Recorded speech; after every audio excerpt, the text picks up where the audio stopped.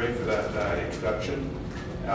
It's nice to actually be here, and also grateful to LISPA for the invitation to come here and to share not just some of the Ipsos data and some of the results from looking at things at a unique vantage point that the Ipsos data provides, but also, frankly, to talk about a topic which is pretty important in Canadian politics, becoming increasingly important. It's how we talk about and think about Muslims in the context of Canadian politics. So the title of my talk, Public Opinion and the Framing of Islam. The framing of Islam is used sort of in two meanings. Framing is a technical public opinion context, is a sort of rhetorical device, and then also framing in the sort of traditional legal sense of blaming Islam for certain types of political views. So what I'd like to do in the talk today, I'll do two things. First, I'll look a little bit about the opinion environment into which Muslim immigrants in not just Canada, but Western societies more generally are moving. And I'll also then look at the attitudes of Muslims, Canadian Muslims, towards specific liberal issues, and in particular, I'll look at their attitudes towards same-sex marriage. So the Canadian preoccupation with Islam and Muslim political views is not unique. In fact, it's quite widespread. This is Geert Wilders, who is the leader of the Party for Freedom in the Netherlands. It's one of the most successful political parties now in the Netherlands. It's the most successful far-right anti-immigration party in Western Europe, one of the most successful far-right anti-immigration parties. And he said, and this is at a Sun News studio last year, I guess a couple of years ago now, he said, "I don't hate Muslims, I hate Islam. Islam is a threat to Western values, the equality of men and women, the equality of homosexuals and heterosexuals, the separation of church and state, freedom of speech. They are all under pressure because of Islamicization."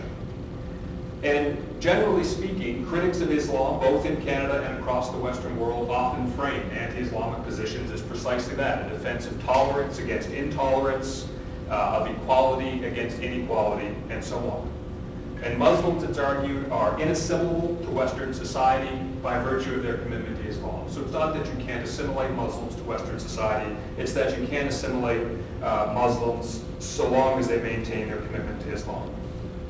And this is a question that is of growing importance to Canadian politics. Worldwide demographic and migration patterns mean that Muslims will comprise an increasing share of immigrants to Canada over the next several decades. The size of the Muslim population has already tripled over the past 20 years, and it's expected to triple again in the next 20. According to the Pew Research Center, for example, the number of Muslims in Canada will rise from 940,000 people in 2010 to 2.7 million people, or 6.6% of the national population by the year 2030. Yet, when we think of the challenges associated with integrating immigrants in general, and not just Muslims, there's a few things that we already know about this. The first is that, and the most obvious, is that immigrant integration implicates the attitudes of members of the host society towards immigrants. So if people in a host society aren't particularly supportive of immigration, if they don't like the groups, it becomes very difficult for the immigrants to integrate into that society. The second thing we know is that integration also implicates the attitudes of immigrants toward the new society. And this is whether their attitudes towards the labor market, attitudes towards institutions, attitudes toward values, and so on in the new society. All of these things matter as well for immigrant integration. And these two things, as we see in the case of Muslims, are very closely connected, because concerns about Muslim integration are often framed as precisely an incompatibility between Islamic religious convictions on the one hand and Western liberal society on the other. And what I want to look at today, using data from a variety of sources, including Ipsos data, is the extent to which these data can illuminate whether or not this is in fact the case in Canadian politics. Is it the case that Muslims are fundamentally sort of incompatible, or Muslim political opinion is fundamentally incompatible with our Western liberal values? So the first part, I want to scan the environment, not just in Canada, but of Western societies more generally, and just to give you a little bit of sense of what Muslims are immigrating to when they move into Western society. And the first point that I'll make is sort of obvious, I think, is that despite the fact that there are elements of anti-Islamic opinion and anti-immigrant opinion in Canadian politics, they are not nearly as pronounced as they are in Western European contexts. So we can't compare directly the Canadian experience to the Western European experience. To do that would be an incredible exaggeration. And just to give you some examples, this is an election advertisement from the Swiss People's Party, which is the most successful political party in Swiss history. It receives upwards of 30% of the popular vote, which is quite remarkable in Swiss politics. And I mean, this banner speaks for itself. It's 3 white sheep kicking a black sheep off the Swiss flag, and the slogan is for greater security. So this is an election advertisement from a major political party in a European country. Here's another ad from the same company. This one is the same party. This one is in French. And this depicts a group of hands. You can see the brown hands reaching into the box of Swiss passports. And the purpose of this poster is to oppose a campaign that would make the acquisition of citizenship more easily available to immigrants. So you have, in some cases, second, third generation quote-unquote immigrants in Swiss society that still aren't considered citizens. So it's not like Canada where you're born here, you're a citizen. It's very different. And this is a tack that we'll see as employed in a lot of countries. This specifically obviously targets Islam. It's the same political party, and this ad shows sort of a depiction of the Islamicization of Swiss society, and it's a campaign designed to support what would eventually be the successful ban on the construction of minarets in Switzerland. So you're not allowed to build minarets in Switzerland, and this is an initiative designed to stop the perceived spread of Islamicization in Swiss society. This is an advertisement from the Danish People's Party, a similarly successful, not quite as successful as the Swiss People's Party, but a similarly successful political party. And this is a political party gets about 10 to 12% of the vote in Danish elections. And you can see again the allusion to Islam as a threat, and this is a party that would sort of cut off immigration, especially immigration from Islamic countries. This is the Freedom Party of Austria, which has received as much as 27% of the vote in Austrian politics and has also participated in government. You can see again in their sort of mainline election advertisements the very clear symbolism of the Islamic threat to Austrian society. And this is the Front National in France. And this, again, is a political party that has done pretty well, especially in regional elections, but also in presidential elections. Jean-Marie Le Pen, the former leader of the party, persisted even into the second round. He's sort of more generally a far-right politician. They're not particularly supportive of Judaism or immigrants in general, but you can see again in this image a real sort of targeting of Muslims. And the party is now under the leadership of his daughter, Marine Le Pen, and is similarly anti-Islamic in its political outlooks.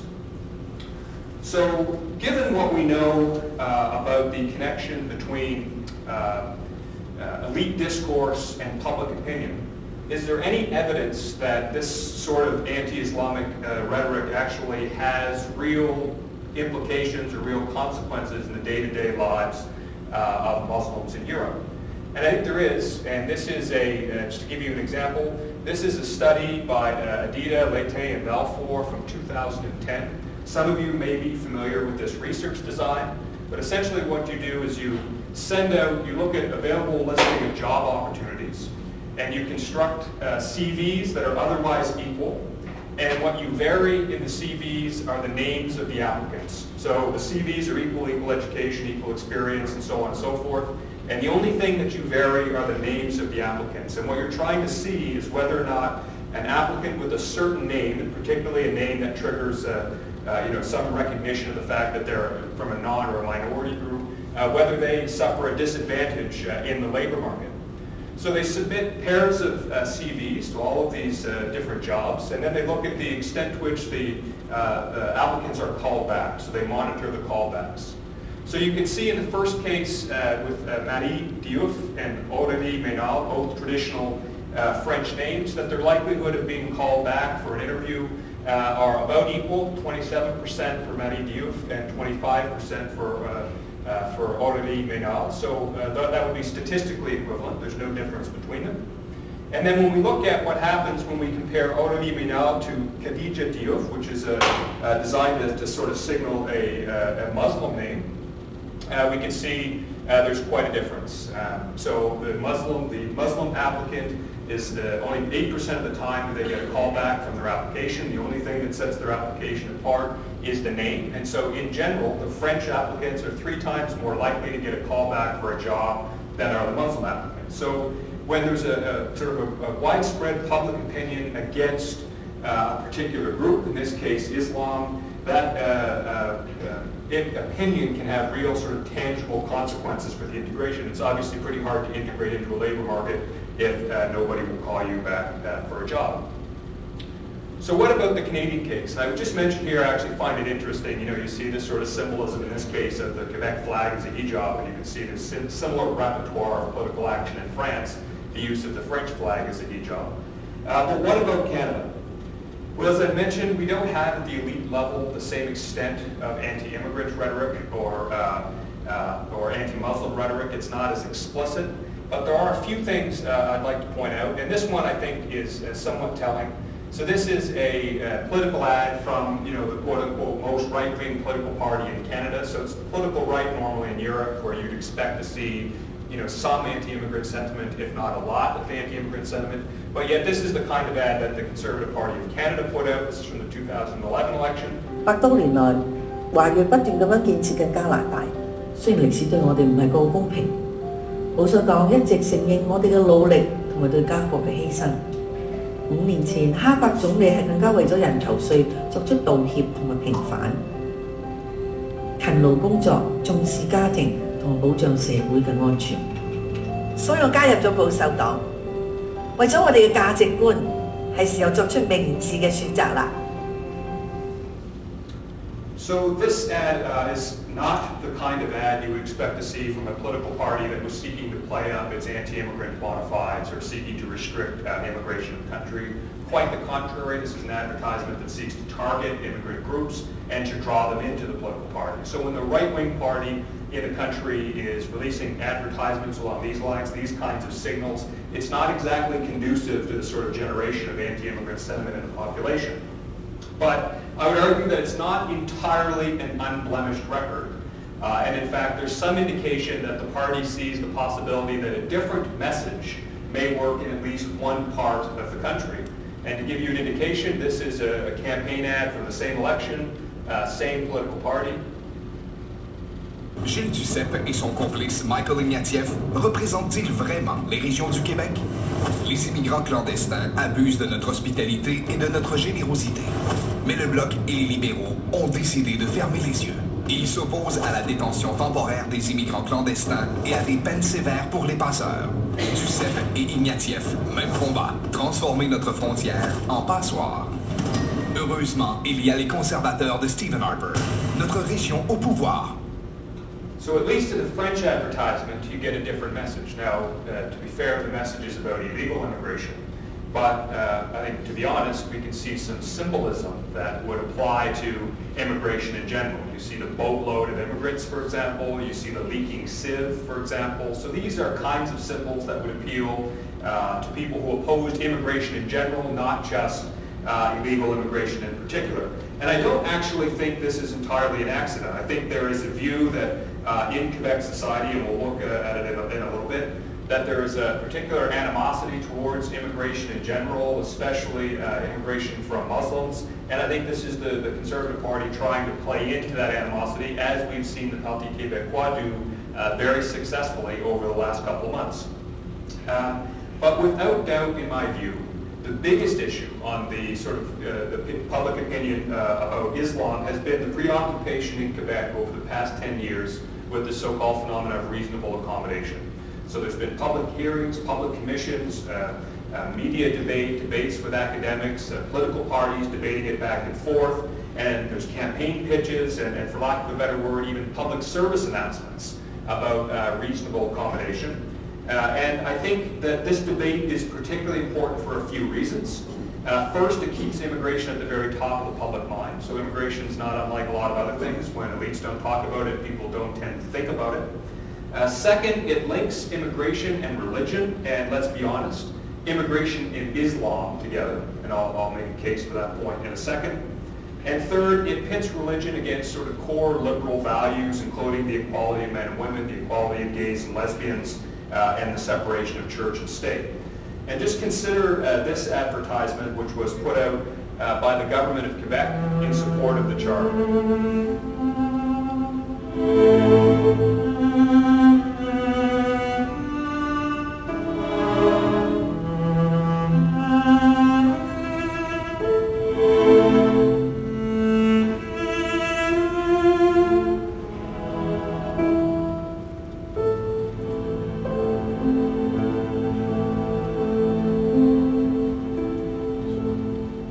This is an advertisement put out by the government of Quebec to support their charter of values, which will greatly restrict the wearing of any religious symbols by public servants, school teachers, maintenance workers, bus drivers, everybody will not be able to wear conspicuous religious symbols.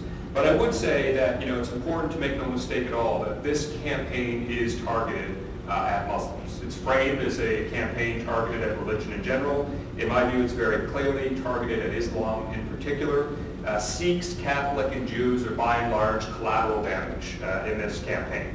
There are nearly 250,000 Muslims in Quebec, for example. There are 9,000 Sikhs. So one doesn't create an entire public campaign in order to target 9,000 individuals.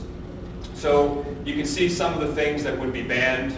Obviously, the burqa would be sort of public enemy number one as far as promoting a sort of secular state among employees. The hijab would also be banned, so you wouldn't be able to wear a hijab in any of these roles. Similarly, Sikh turban is also banned. A little bit less conspicuously, a Jewish kippah would also be banned unless the policy's changed. And it mentions specifically large crucifixes, so you no longer would be able to take your large crucifix to work. You could wear a small crucifix, but if you wanted to take your large crucifix, and this could be a mixed blessing because there's so many people taking large crucifixes to work in Quebec, parking is becoming a problem in downtown Montreal.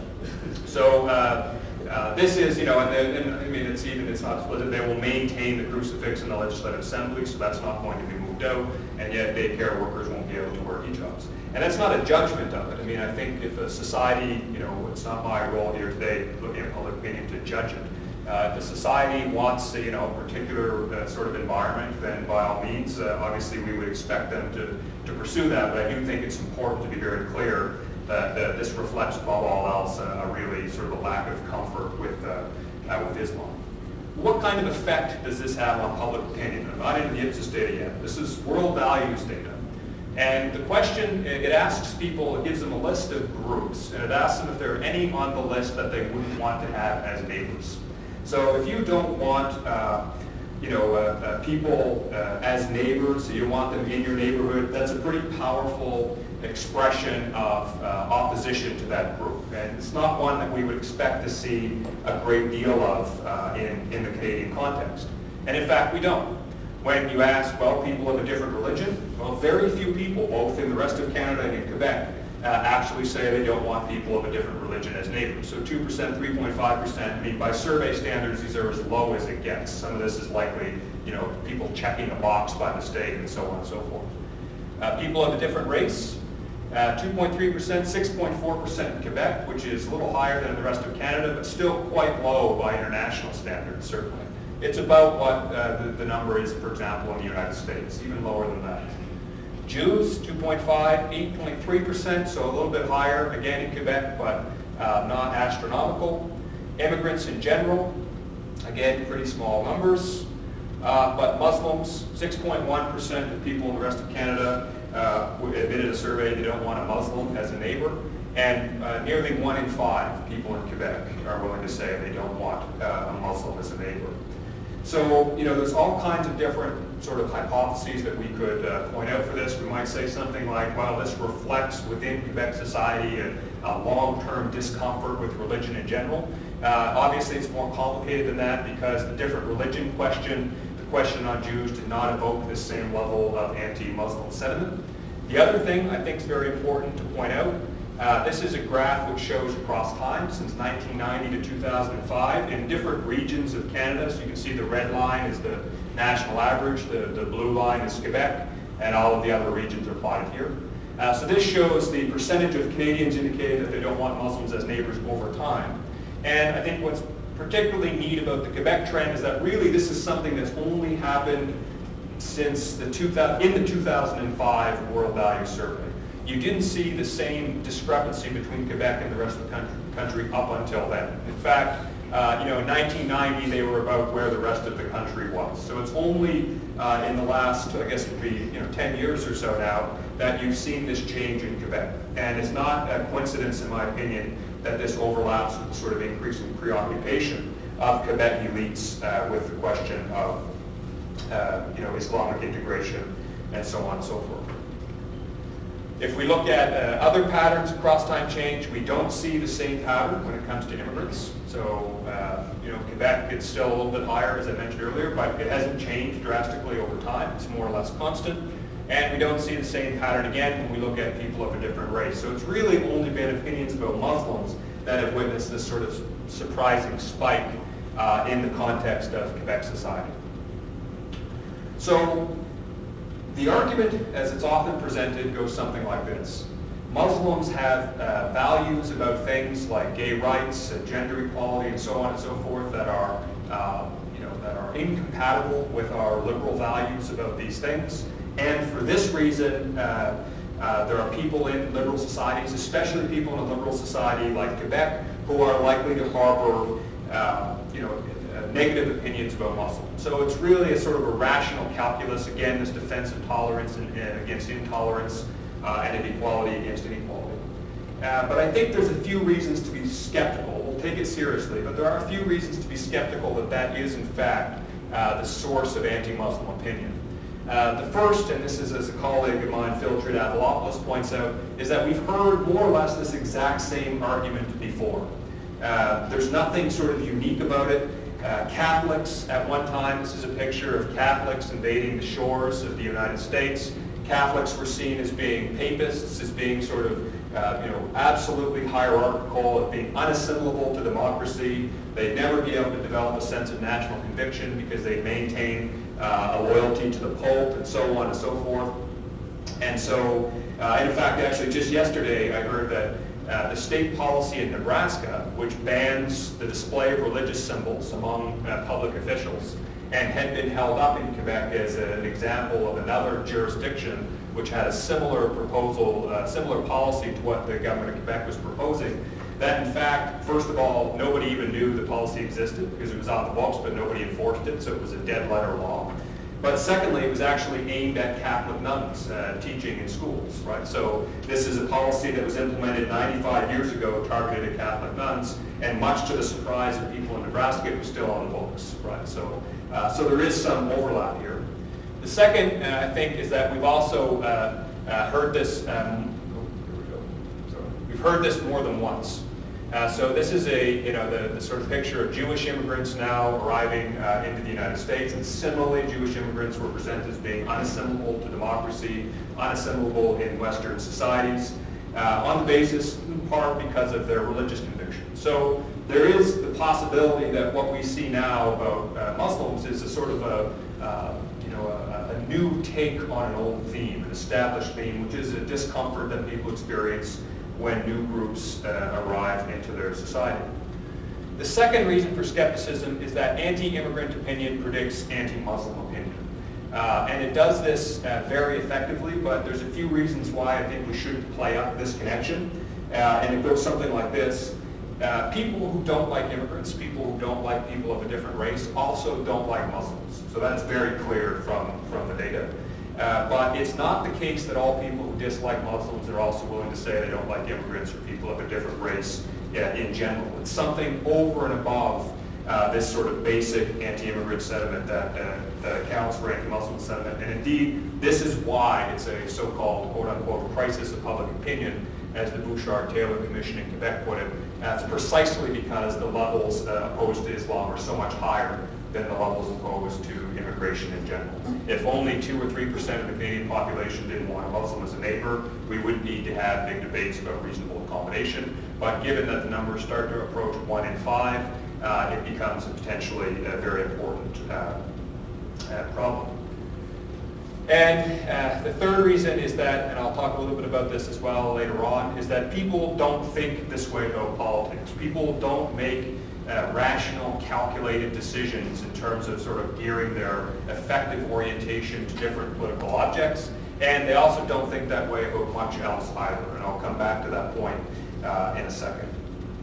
But you know, it's worth noting that I think the appeal of anti-Islamic arguments and the real threat of anti-Islamic arguments is that the arguments are often framed to appeal to people who are otherwise tolerant. When you say that you don't like Muslims because they don't like gender equality or because they oppose the equality of gays and lesbians and so on and so forth, that kind of argument is designed to appeal to otherwise tolerant liberals, and these are precisely the people historically who've expressed the sort of greatest support for immigration in general. So if you can actually bring these people on side to oppose Islamic immigration, then Muslims will find themselves opposed both by those who dislike immigrants in general, but also by secular tolerant liberals who feel uncomfortable about what they perceive to be certain elements of Islamic ideology.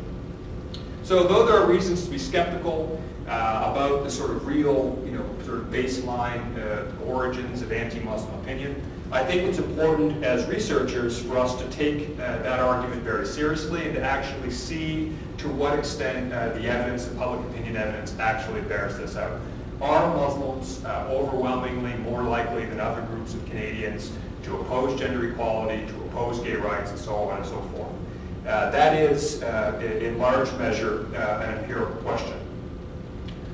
So what I want to present are some results from the Ipsos election polls of 2006 and 2011, and in particular, results about gay marriage. And I've singled out gay marriage. We could look at abortion. We could look at attitudes towards the welfare state. But I've singled out gay marriage because this is the signature liberal achievement, really, over the past several decades. The legalization of marriage rights and the full recognition of marriage rights between gays and lesbians.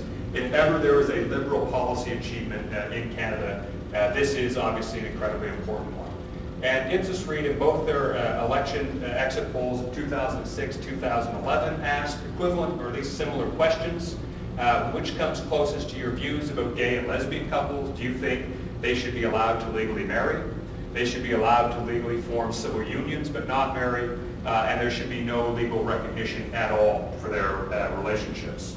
Now, I should say at the outset that, I mean, obviously you don't have to support gay marriage to be a good Canadian. That's not the point, or to be a Canadian citizen. That's not the point of the argument. But the point is to try to take the sort of strongest, most liberal policy achievement that we can imagine, and then see how Muslims and Muslim immigrants orient themselves to that particular policy area.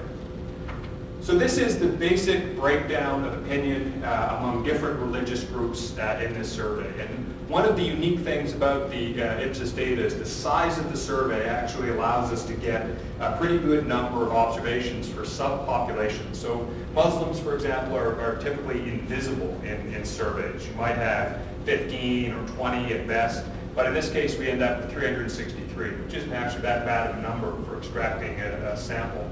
And what the graph shows is the red bar indicates opposition to all forms of legal recognition. So no civil unions, no marriage at all. The middle bar is support for civil unions, but not marriage. And the lightest bar is support for marriage, so full-fledged marriage rights. And the groups are ordered in terms of their level of support for same-sex marriage, or inversely, I guess, their level of opposition. So you can see, for example, that those with no religion are overwhelmingly most likely to support, not surprisingly, full-fledged marriage rights for gays and lesbians. Very few are absolutely opposed to all forms of recognition. Jewish Canadians are also incredibly supportive in general. Again, very few opposed to all forms of recognition. And so on and so forth, all through the groups until we actually get to Muslims at the bottom. Muslim Canadians are far more so, more than twice as likely as any other religious group indicated here, to oppose all forms of recognition. And are less likely, though there's still a considerable amount that do, less likely to support civil unions. So there is some evidence, at least at the outset, that Muslim Canadians do stand out as a group in their opinions about gay marriage. But I think there is a very important problem with categorization here. And the problem is that constructing an analytical boundary around the category Muslim risks privileging from the outset the one, explanations that draw attention to the one and only thing that all Muslims by definition share in common, which is Islam, right? So, I know it's it may not be intuitive or straight away, but there are many different ways in which we could categorize people. There are many different ways we could categorize Muslims. We're often imprisoned by sort of imperatives of our data or everyday language or social constructions and so on to looking at one category, one way of categorizing people. We could look at Sunni versus Shiite. We could look at all kinds of different dimensions, immigrants, non-immigrants, and so on and so forth. But the problem is the construction of Muslims as a single monolithic group ignores the fact that Muslims as a group differ from other Canadians by way more than simply their religious convictions. Right? So there's a lot of other things that distinguish Muslims from other Canadians. So what this is a mapping using census data, and I'll summarize it and then hone in on Muslims in particular. But this shows years in country, so how long members of different demographic groups, in this case different religious groups, have been in the country. So 0 years in here, and then 35 years and plus is over here. This also shows the where they came from, so people come from the Middle East or from South Asia and so on and so forth. So we'll see these for each of the different religious groups, but you can also see immigration status as well. And I'll sort of zoom in on that. So if you look at immigration status, 72% in the 2001 census, 72% of Muslims were foreign-born, compared to just over 18% of the Canadian population as a whole. So Muslims aren't just devotees of Islam. Islam isn't just their religion. They're also overwhelmingly likely to have been born in other parts of the world, right? So compared to Canadians as a whole. More than that, if we zoom in on Muslims in particular, 2/3 of Muslim immigrants had arrived to Canada within 10 years of the census. So it's not just that they're foreign-born, it's also that they just got here. So they haven't lived in Canada for a long time. The comparative figures for all immigrants were 34%. This is, Muslims are way more likely, more than twice as likely, in fact, to have been in the country for less than 10 years. And you can also see that the bulk of Muslim immigration actually comes from the Middle East, it comes from South Asia, and it comes from North Africa. So this isn't the case, obviously, with all immigrant groups. If you look, for example, at Protestant immigrants, you can see a very different kind of pattern. This isn't very surprising. They've been here for a much longer period of time. They've tended to arrive from different areas, in particular Europe. So this distribution really looks nothing at all like, this distribution. Right? So these are very different experiences with Canada as a whole.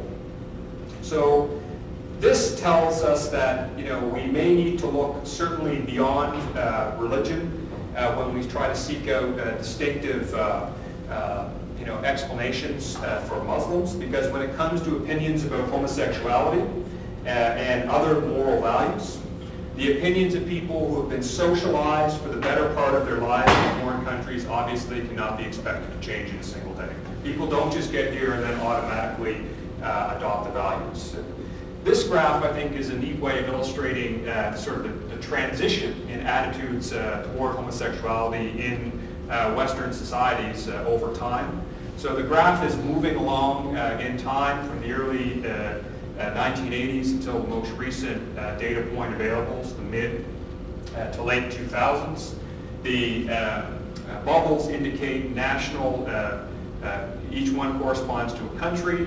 Views on homosexuality are summarized along the y-axis, so the higher up a bubble is, the more supportive are the people in that country of homosexuality. And along the x-axis here, the horizontal line is Human Development Index.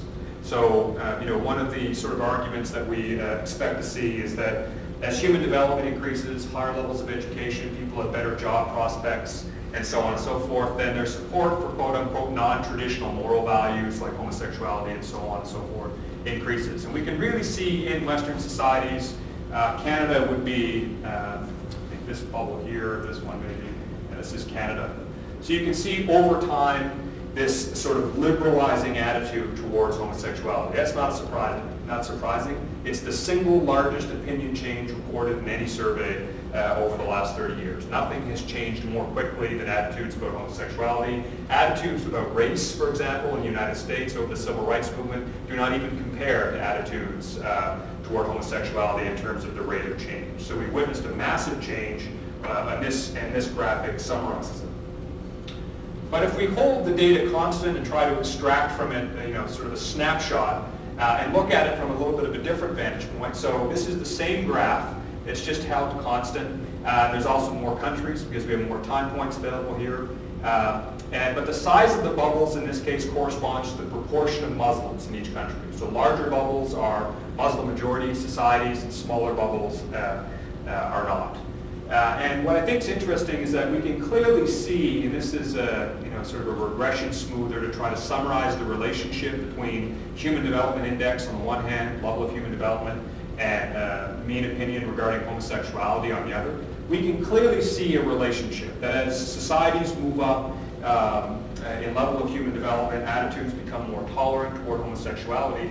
And though Muslim majority countries are invariably on the low end, they tend not to be especially supportive of homosexuality, they're not much lower, and in fact may not even be at all lower, than where we would expect them to be given their level of human development. I mean, if you're in North Africa, or you're in the Middle East, or you're in South Asia, regardless of the level of development in a society, opinions about homosexuality are not favorable.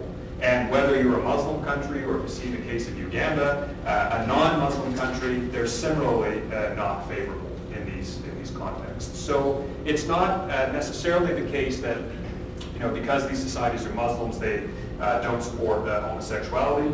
But when we do look at it, for example, the 26% of Canadians respond that homosexuality is never justifiable. It's 96% of Pakistanis that say it's never justifiable, 93% of Algerians, 94% of Iranians, and 85% of respondents in Turkey. So it's not really comparable, but I think it's important to keep in mind that it's also not clearly the Islamic character of these societies that generates these distinctive opinions. So this is an important point to keep in mind, because Muslim immigrants to Canada are immigrating from regions of the world where virtually nobody is supportive of homosexuality.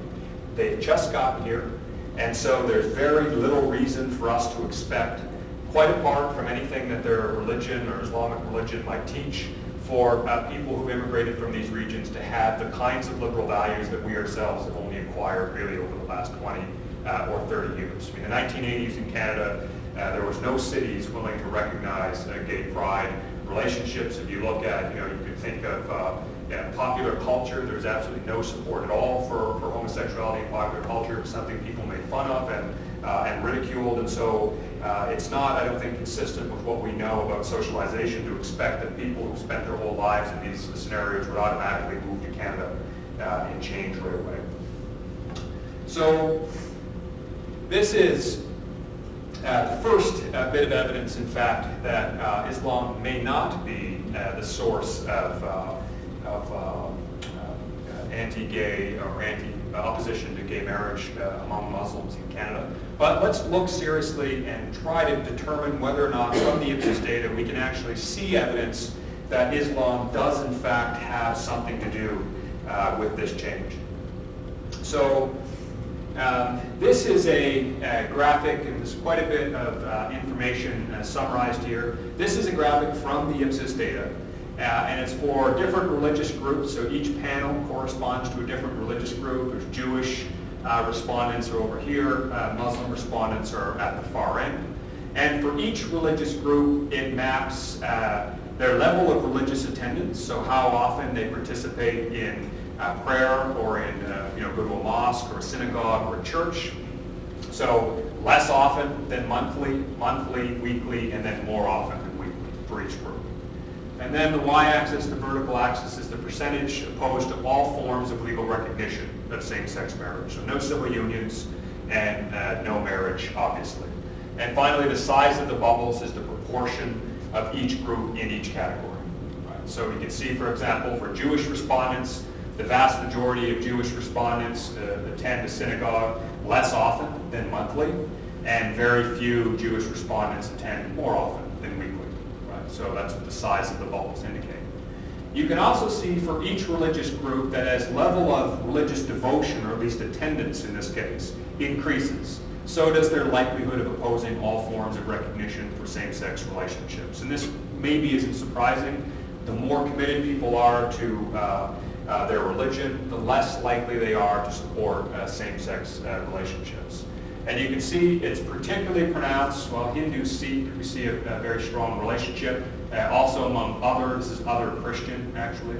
And then Protestant, is especially a sort of large connection here. So you really see a massive difference between Protestants that maps on to level of religious commitment. But I think the neat thing about Muslims, there's two things that stand out about Muslims. The first is that Muslims do tend to be more religious, at least in the sense of religious, going to a mosque.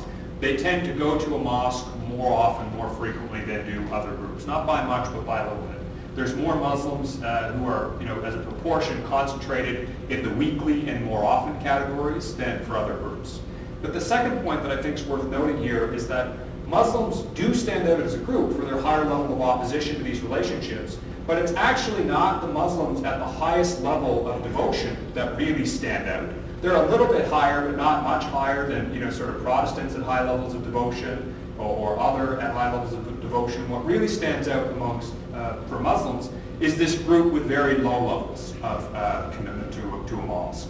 So it's the Muslims that go to mosque less often than once a month, who really stand out from other Canadians that go to their churches less often than once a month for their high levels of opposition to same-sex relationships.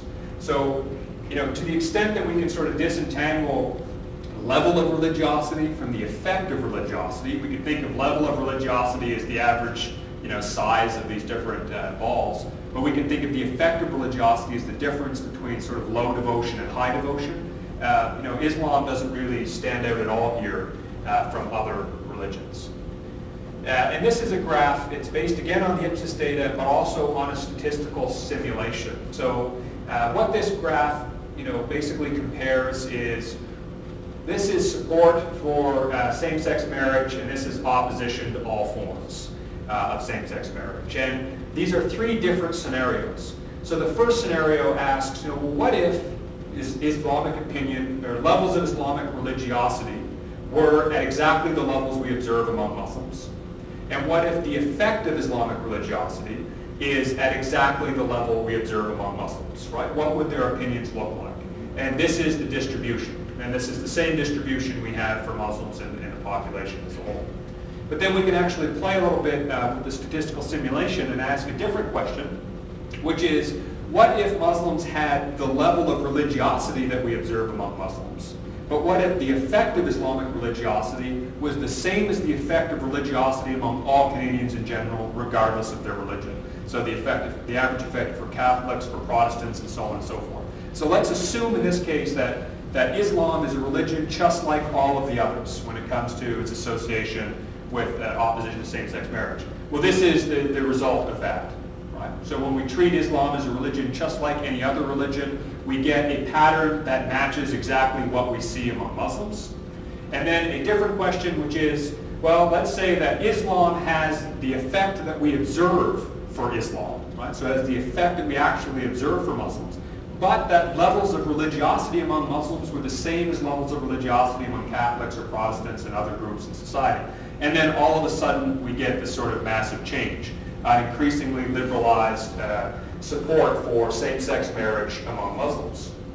So what these data suggest, taken together, is that it does seem to be the case that level of religiosity contributes to setting Muslims apart from other groups in Canadian society. But there's nothing peculiar about the impact of Islam on people's views. If you're highly committed to Islam, or you're highly committed to Protestantism, there's really no evidence in these Ipsos data to suggest that Islam in particular is associated with conservative views about same-sex relationships. So, together I think this graph also calls into question the extent to which we can attribute the distinctive opinions to Islam, right? To something about Islam that makes it incompatible with Western society. So what about socialization? And we know socialization matters when people are in a country for a longer period of time. They meet up with friends who have different viewpoints, different perspectives. They're engaged to a media environment. They go to school. All of these socializing influences we would expect to have pretty strong impact on people's views, especially about things as distinctively Canadian or as distinctively Western as legal recognition for same-sex relationships.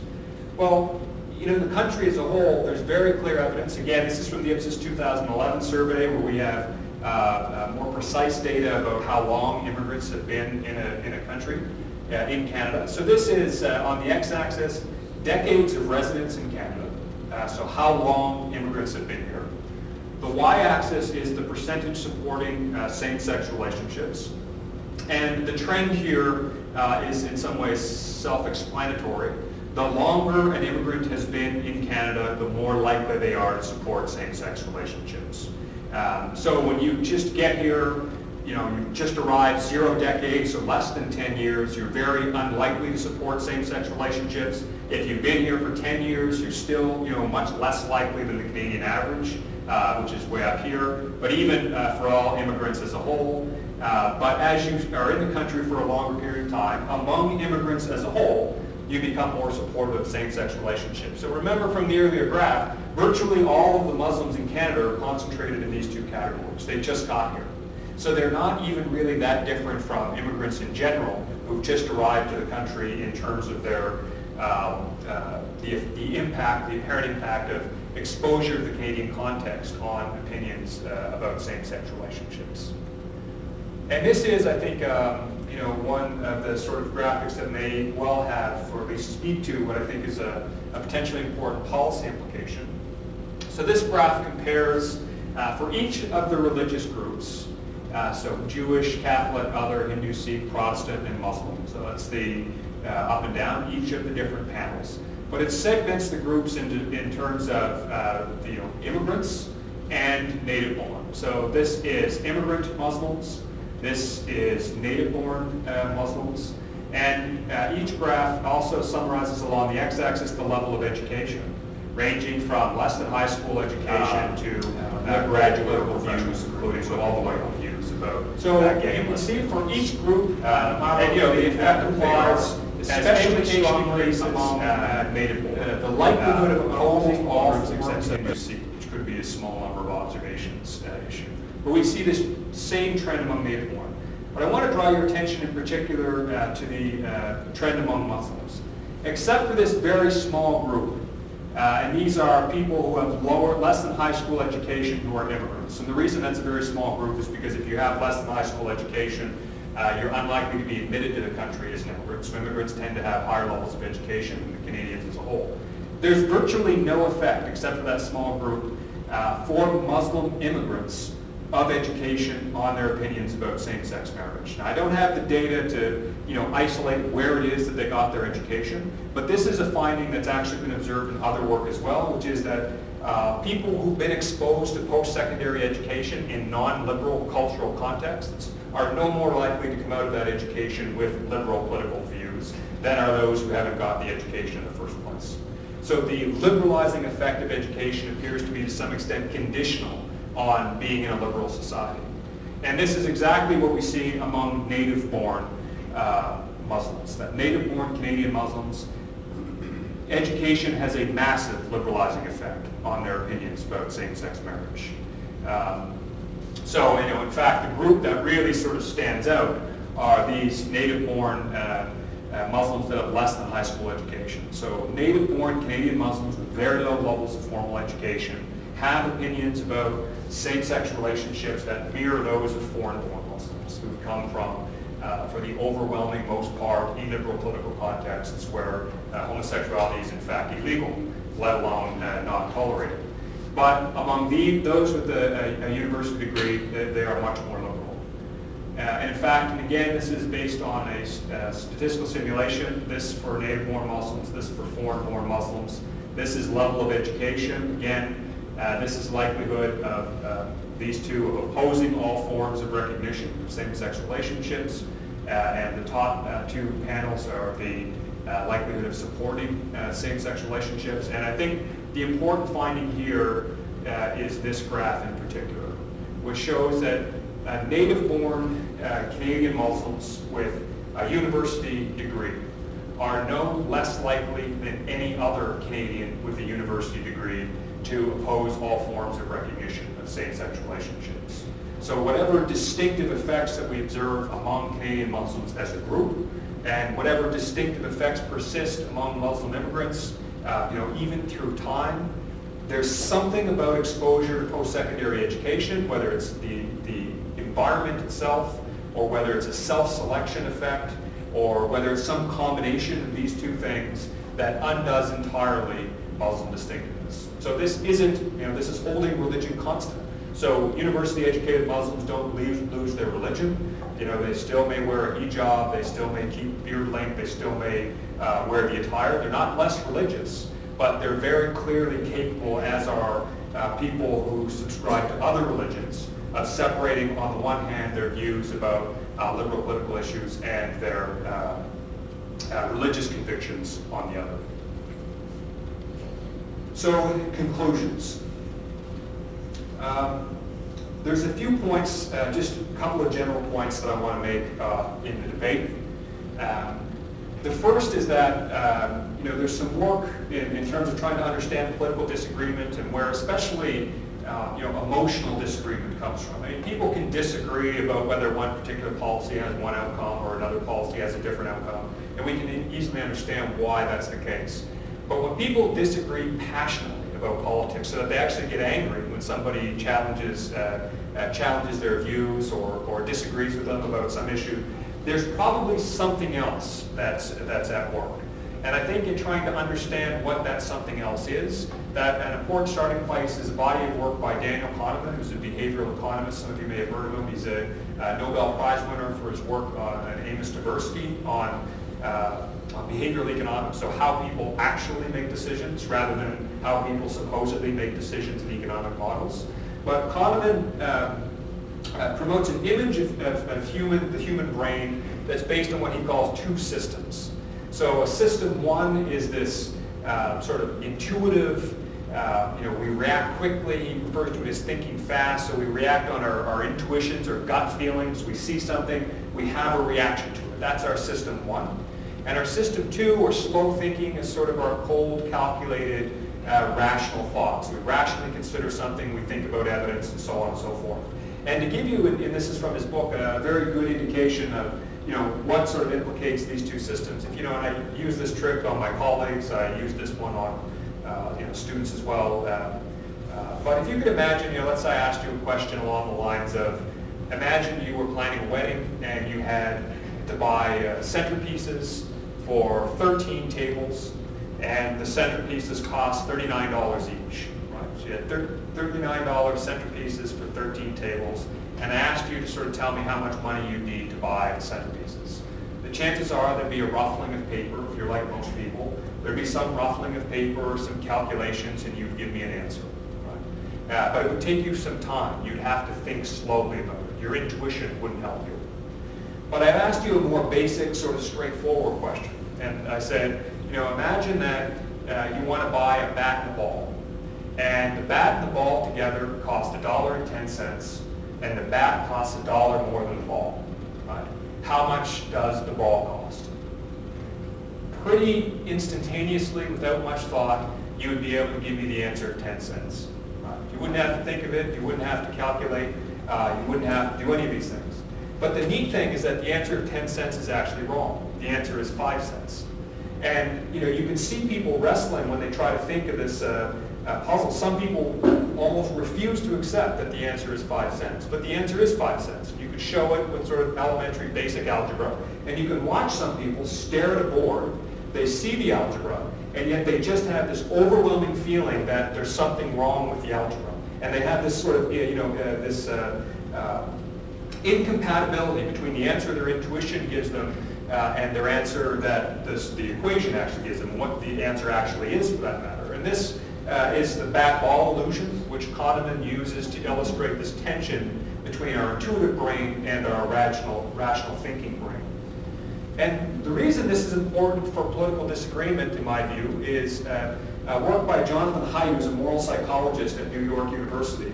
And Jonathan Haidt's argument is something along these lines. We almost always tend to disagree about politics as if our disagreements are rooted in our type 2 rational thinking. So when we have disagreements about policy, we cite all kinds of evidence that support our policy, we argue back and forth, and yet if you put two highly intelligent, equally informed people on opposing sides of an issue in a room or on CNN Crossfire or on some other news program, they can argue until they're blue in the face and they'll still leave with the same opinion that they came in with. They'll still disagree with each other at the end of the debate. And I think the reason for this, and this is how Haidt characterized it, is that in political disagreement, our intuitive sense is like an elephant, and our rationality is like a rider that sits atop the elephant. So most of our political views come from sort of, it's not inexplicable, but it's certainly not immediately accessible to a rational consciousness, come from this sort of intuitive foundation. And what our rationality is, it's not like a judge weighing evidence from competing claims. It's more like a lawyer trying to find the case to support the position that we either want to defend or need to defend, not just to other people, but even to ourselves. So in the context of opinions about Muslims, certainly no religion gets a pass for its convictions, and there's no reason to give religions a pass. But for the vast majority of people, I would argue, what this is all about is a sort of an intuitive malaise, a discomfort with Islam, not unlike the kind of discomfort that people had towards Jews, that people had towards Catholics. It's not to judge it, it's just to say that's a discomfort that's existed at different points in time. And then that discomfort goes out and seeks to try to find rational answers for why it exists. Well, it's not that I just have this discomfort, it's that these people oppose gender equality, or these people oppose gay rights. And I mean, I'm skeptical of that, not least because we ourselves didn't support these very principles until quite recent times. So what is the main conclusion from the empirical results from the Ipsos data? And I think the conclusion is that for those concerned with the integration of Muslims in Western societies, in Canada in particular, and especially with respect to Muslim attitudes towards liberal political issues, gender equality, gay marriage, and so on, that time and social integration is really what matters. And it doesn't seem to be at all Islam or the mosque or the hijab or any other sort of markers of Muslim identity that set Muslims apart. And if I was to try to put it with a bit of exaggeration, but in a pithier format, I would say the school matters a lot more than the mosque when it comes to the integration of Muslim immigrants, not just in Canada, but I would suspect in many other countries as well.